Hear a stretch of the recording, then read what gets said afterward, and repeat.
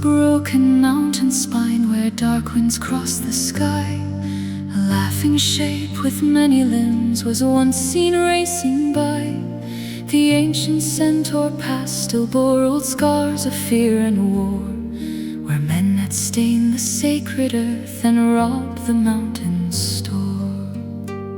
Since then the elders spoke in awe of one who roamed alone, an eight-limbed centaur marked by grief who haunted ridge and stone.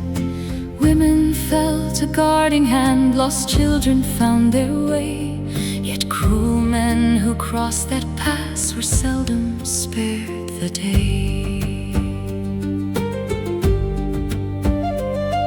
Young William Carroll once was saved while wandering there astray, though passing years had dimmed the truth and swept the tale away. 10 years later he returned through Achmen's bitter air, to seek the Berry of Eir, said only bloomed there. His older brother's stolen health lay trapped in demon hands, and hope drove William through the peaks and through the broken lands. He climbed through sleet and jagged stone with love to guide his hand. A brother's need became the fire that brought him through that land.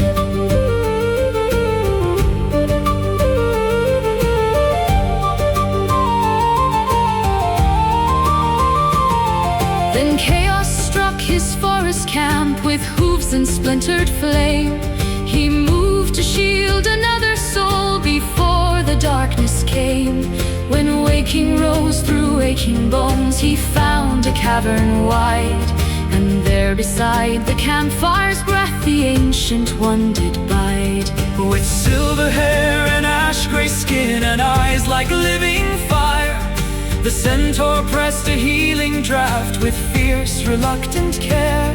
A sweet elixir wrought from air had stilled the wound he bore, for without that hidden fruit, Will would have lived no more.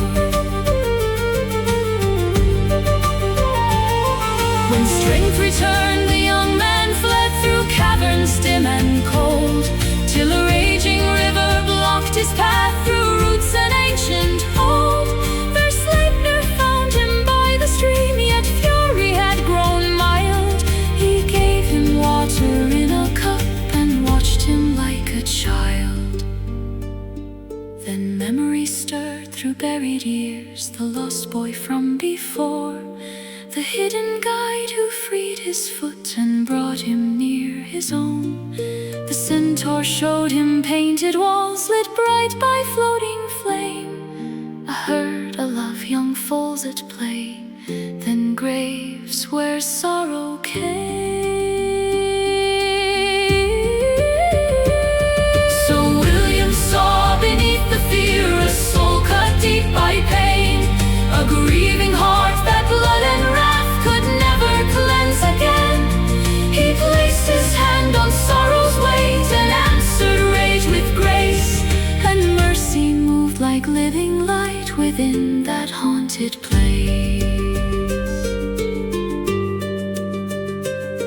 For human cruelty long ago had torn Sleipnir's world apart, and loss had turned his strength to rage while staining all his heart.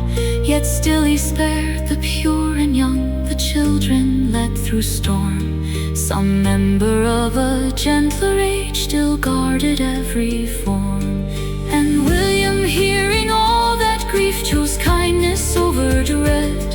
He swore that good in human souls had not completely fled.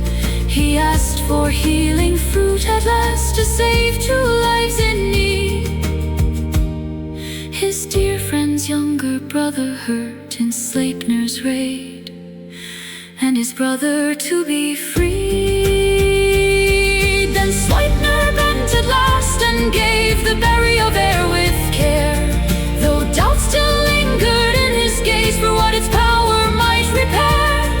A grateful embrace crossed the space where fear had once held sway, and in the heart of ancient grief a softer light found way. With healing held in William's hand, trust where wrath had been. The cavern kept its silence close as hope returned again.